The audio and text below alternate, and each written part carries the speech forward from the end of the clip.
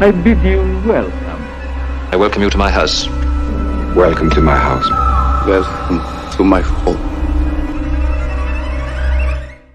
Hello horror hounds, welcome to my horror house and welcome back to our rattle through the horror anthology films of Amicus. We are at The House That Dripped Blood. It's a first time view for me, and already I'm heartened by the fact that the title actually refers to some of the contents of the film. There is a house very prominently in The House That Dripped Blood.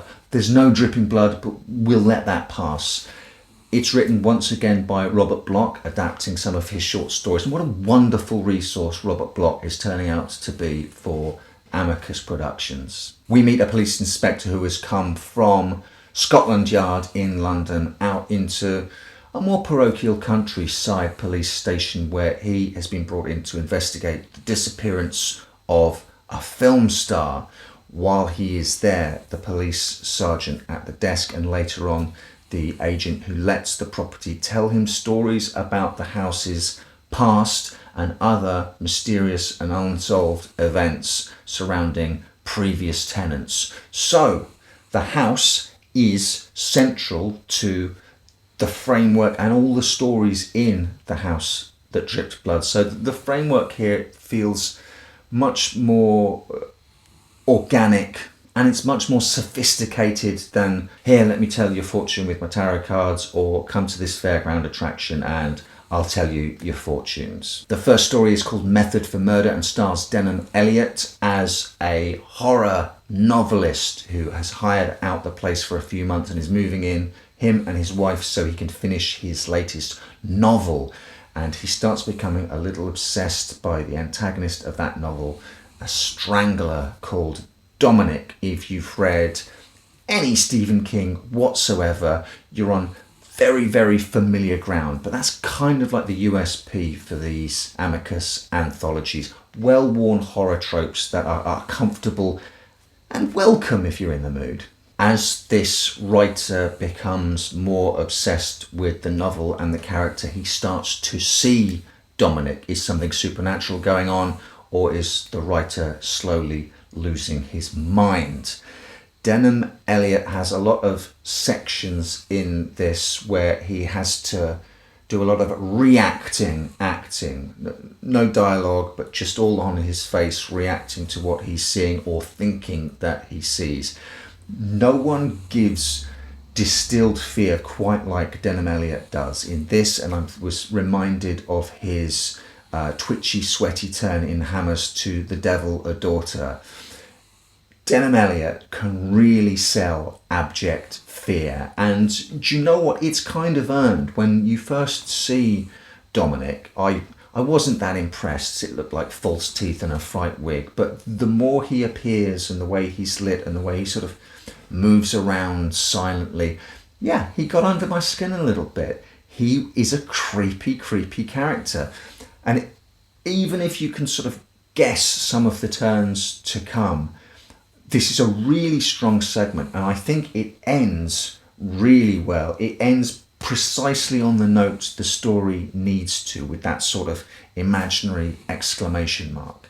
Excellent, solid start. The second story about the next tenant is called Waxworks, and whilst perhaps a more meandering, weaker segment, it stars Peter Cushing. And again, Cushing has long stretches of this segment where he's on his own, having to emote dialogue free, and Cushing is an absolute master at that. We learn literally just from his face, quite a wonderful little montage, that his retired stockbroker character has moved away from the city and is burdened by grief. We don't necessarily know all the pieces of that grief, but the back picture is filled in slowly over time as the segment goes on. But he goes on these sojourns out in the countryside and down into the town, where he comes across a waxworks shop and goes in there to sort of kill some time and becomes mesmerised by a waxwork figure of Salome holding John the Baptist's head on a tray.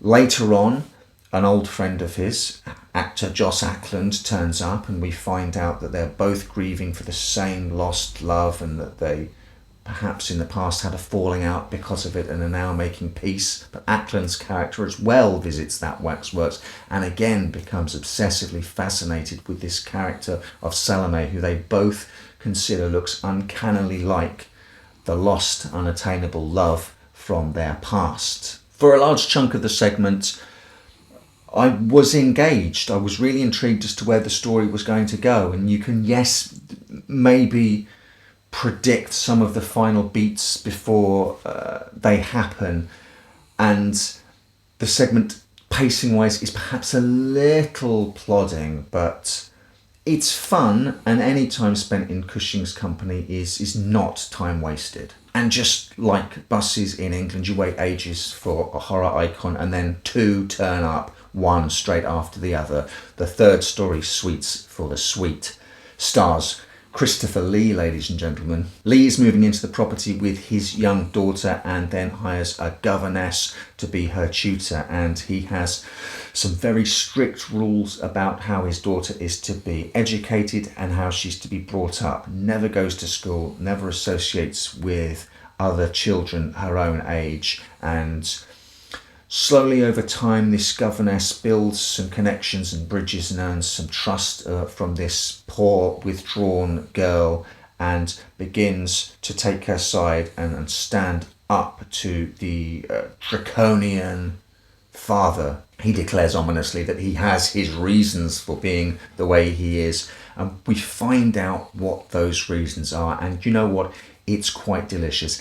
It's wonderful watching Christopher Lee being pompous and uptight, and it's wonderful watching him be a bad guy, and you can get to see him play around with all of these in this section that I think has a fantastic payoff as well.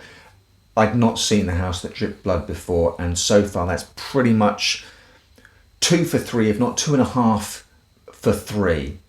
Easily, up to this point, the strongest anthology that Amicus has given us yet. And the final story is called The Cloak, and it is indeed the tale of what happened to this missing film star when he himself moved into this property with his partner and co-star.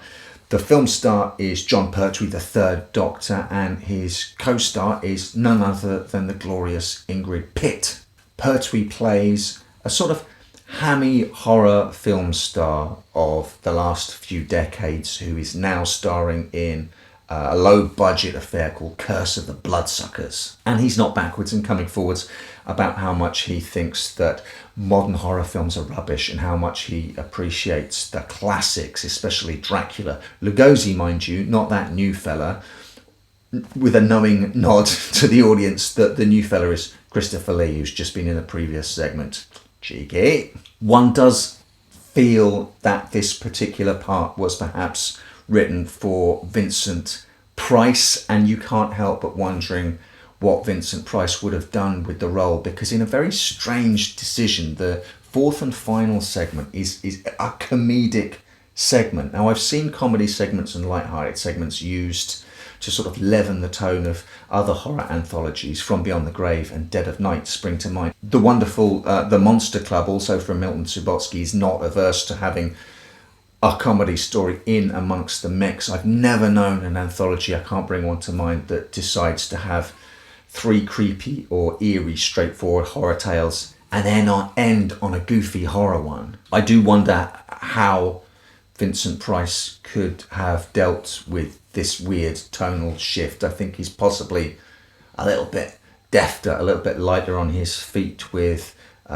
welcoming the audience in, being a little bit knowing, playing horror and comedy as 2 strands together. Much as I love John Pertwee, this segment with him in it is played out and out for laughs. His character is very critical of the whole process of making this low budget horror film, from the set design, art direction, all the way down to costume design, and he refuses to wear the cloak they've given him. And in the town he finds a shop of occult antiquaries, and in that shop he buys a cloak for himself that he intends to use in the film. But when he puts it on, if the clock strikes midnight when the cloak is on, he develops a bloodlust. His teeth get sharper, and can you see where this is going? And it's all played for laughs, and it's a very strange tonal left turn the film takes after everything we've had before it, which is so strong.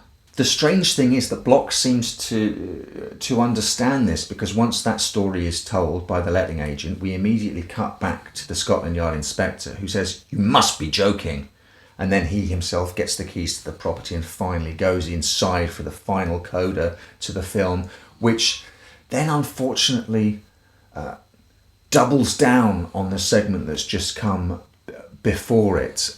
I can't understand the thinking behind why you would want to go that way, but there you have it. We end again with a character addressing the audience, which is kind of cheesy but also kind of wonderful. Maybe it's because I'm fresh to it, but to my mind, The House That Dripped Blood so far is the strongest anthology Amicus have given us, the most consistent, the one where the framing device seems to work beautifully with all the stories within it as well. And yes, there are even a couple of bits in it that are genuinely creepy, genuinely eerie, which is not something you can say for the first two, Dr. Terror's House of Horrors and Torture Garden. So I would actually strongly recommend The House That Dripped Blood, even with the, for me, very disappointing final reel.